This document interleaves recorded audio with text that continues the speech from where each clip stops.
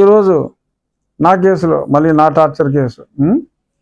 Torture కేసులో మరి doctor Prabhavati గారు చాలా దొంగ రిపోర్ట్లు ఇచ్చింది. ఆవిడప్పుడు చాలా చేయకూడని తప్పులు ఆవిడ చేసింది. ఆవిడ తోటి డాక్టర్లు మరి 164 స్టేట్మెంట్ ఇచ్చినట్టుగా ఇవాళ సుప్రీంకోర్టులో కూడా ప్రభుత్వ తరపున సిద్ధార్థ లూత్రా గారు చెప్పడం జరిగింది. మరి అంత స్పష్టంగా చెప్పిన తర్వాత మరి ఈవిడ కోఆపరేట్ చేయట్లేదని కూడా చెప్పడం జరిగింది. మరి మౌనమే ఆవిడ సమాధానం అట. మరి ఆవిడకి ఏజ్ అయిపోయిందట, అందుకని ఏమీ గుర్తు రావట్లేదని కూడా చెప్పినట్టుగా తెలిసింది. ఈ నెల 7, 8వ తారీఖుల్లో ఆవిడ హాజరు కావాలని చెప్పారు. 15వ తారీఖు అది పోస్టింగ్ ఇచ్చారు తిరిగి. మరి ఈలోపు ఆ సునీల్ నాయక్ అన్న అతను ఎక్కడో బీహార్లో దాక్కుని రమ్మంటే రావట్లేదు. మరి ఆయన వస్తాడా, తీసుకొస్తారా, ఈ అధికారులే అక్కడికి వెళ్ళి తెలుసుకుంటారా? అదో పెద్ద సస్పెన్స్గా ఉంది 20 రోజులుగా. మరి ఇప్పుడు దాకా అయితే ఆ సునీల్ నాయక్ అన్నాడు మిస్సింగ్. ఇదో పెద్ద కుట్ర, నన్ను లేపేసే కుట్ర ఎన్నోసార్లు చెప్పా. కానీ తుది అంకానికి చేరుకున్నట్టుగానే ఉంది. రేపో మాపో ఆ సునీల్ నాయక్ రాక తప్పదు.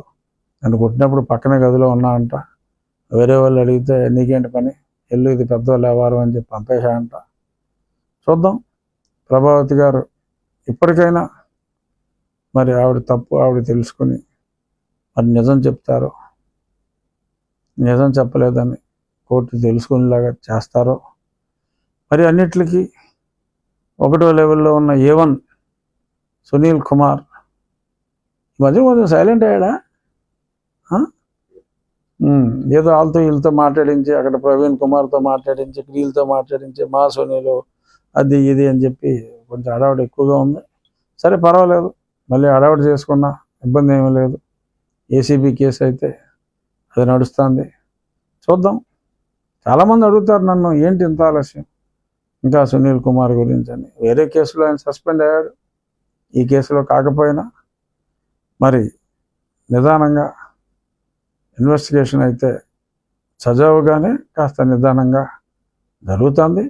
తప్పకుండా రాబోయే 2 వారాల్లో ఈ కేసు ఒక కొలిక్కి వస్తుంది అన్న సంపూర్ణ ఆశాభావం అయితే నాకుంది.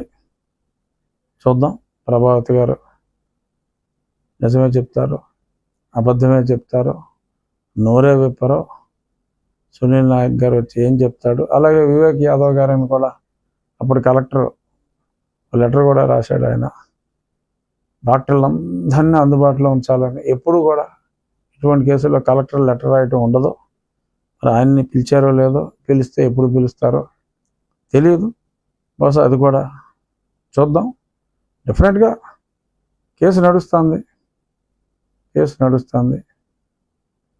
త్వరలో ఒక కొలిక్కి ఆ కేసు వస్తుంది. చక్కటి క్రీడా ప్రాంగణాలు ఇచ్చి, అలాగే ఒక 15 ఎంపిక చేసిన, అంటే మాకున్న 24 జిల్లా పరిషత్ స్కూళ్ళలో స్ట్రెంగ్త్ ఎక్కువ ఉండి అది ఇంకా అభివృద్ధి చేయడం కోసం ఒక 15 ఎంపిక చేసిన పాఠశాలల్లో జిల్లా పరిషత్ సౌజన్యంతో, అలాగే కొందరు దాతల సౌజన్యంతో ల్యాబొరేటరీ కూడా, బయాలజీ కావచ్చు, కెమిస్ట్రీ కావచ్చు, ఫిజిక్స్ కావచ్చు, అలాగే కంప్యూటర్ ఎడ్యుకేషన్కి కూడా ప్రయారిటీ ఇస్తూ ప్రజల సహకారం, జిల్లా పరిషత్ సహకారం, దాతల సహకారంతో ఒక మంచి ఎడ్యుకేషన్ ఇన్ఫ్రాస్ట్రక్చర్, ల్యాబొరేటరీ ఫెసిలిటీ ఇవన్నీ కూడా క్రియేట్ చేసే దిశగా మరి అడుగులు వేస్తున్నాం.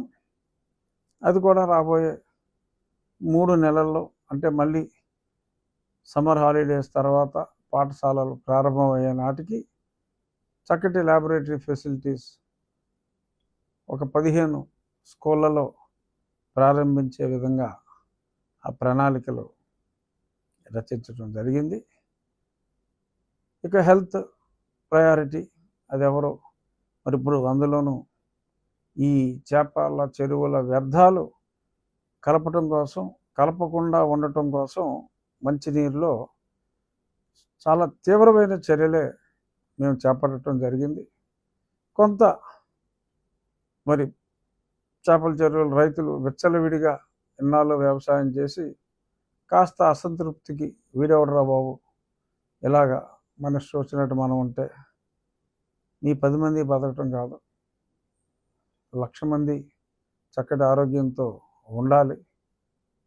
మీరు మినరల్ వాటర్ కొనుక్కొని తాగటం కాదు, ప్రజలందరికీ కూడా చక్కటి నీరు అందించాలంటే ఆ నీటిని కలుషితం చేసే మీ తీరు మారాలి అని కొన్ని నిర్ణయాలు తీసుకోవటం జరిగింది. ఆ నిర్ణయాలను ఖచ్చితంగా అమలు చేస్తాం. కొంత సమయం పడుతుంది. హార్వెస్ట్ చేసే సమయంలో ప్రతి చెరువుకి తగు మార్పులు చేయాలి. కాస్త ఆలస్యం అయినప్పటికీ కూడా, ఆలస్యం అంటే ఎక్కువ ఆలస్యం కాదు, ఒక maximum not more than 5 months, ఈ 5 నెలల్లో ఈ చేప చాలా వరకు కంట్రోల్ చేయటం జరిగింది, వ్యర్థాలు కలపకుండా. కానీ ఈ సిపి ద్వారా వ్యర్థాలు కూడా చాలా ఎక్కువ ఉన్నాయి కాబట్టి ఆ కెనాల్ వాటర్లో ppm 1 ppm 2 ppm కూడా కొన్ని చోట్ల వెళ్ళిపోతుంది కాబట్టి అవన్నీ కూడా చేపట్టడం జరిగింది. అలాగే ఎన్నో చోట్ల మనుషుల వ్యర్థాలు మరి ఆ నీళ్ళల్లో ఆ పక్కనే గుడిసెలేసి ఇంకోటి వేసి ఆక్యుపై చేసి కొంతమంది మీడియాలో పబ్లిసిటీ చేస్తారు, రాజుగారు చాలా క్రూరంగా ఉన్నాడు, పేదల ఇల్లు తీసేస్తున్నాడని. ఎవరి ఇల్లు కూడా ఆల్టర్నేటివ్ సైట్ ఇవ్వకుండా, 3 లక్షల గ్రాంట్ ఇవ్వకుండా ఎవరి ఇల్లు కూడా తీసివేయటం జరగలేదు. అది ఇచ్చిన తర్వాత కొంత కఠినంగానే ఉండవలసిన అవసరం ఉంది. ఎందుకంటే మరి ఎంతోమంది వ్యాధుల బారిన పడుతున్నారు. మనం ఊపిరి లేకపోతే ఎలాగ కొన్ని నిమిషాల కన్నా బతకలేము. అలాగే చక్కని నీరు లేకపోతే దాని ఇంపాక్ట్ ఉద్దానంలో కిడ్నీ రోగాలు ఎక్కడి నుంచి వస్తున్నాయి? నీరు వల్లనే. ఎన్నో క్యాన్సర్ వ్యాధులకు కూడా మరి ఆ కంటామినేటెడ్ వాటర్ వలన జరుగుతుంది. సో కాబట్టి స్ట్రిక్ట్గా ఉంటాను. ఎవరు ఆపినా కష్టం. ఎందుకంటే 10 మంది 10 రోజుల పాటు ఇబ్బంది పడ్డా 1,00,000 మంది జీవితాంతం సుఖంగా ఉండాలి, ఆరోగ్యవంతంగా ఉండాలి అనేదే నా సిద్ధాంతం. చాలామంది నువ్వేం రాజకీయ నాయకుడివి, ఆ 10 ఓట్లు నీకు పడవంటున్నారు. కొంతమంది సోషల్ మీడియాలో కూడా చెప్పారు, రాజుగారు మాకు ఓట్లు అక్కర్లేదంటున్నాడు అని వైసీపీ వాళ్ళు ఆ మధ్యన సోషల్ మీడియాలో కూడా తిప్పారు. మంచిదే, నేనేం బాధపడను. ఎందుకంటే నేను చూసేది ప్రజా సంక్షేమం కోసం, ఆ 10 ఓట్ల కోసం కాదు. ప్రజలు సంతోషంగా ఉంటే ఓట్లు అనేది వాటంతట అవే వస్తాయి.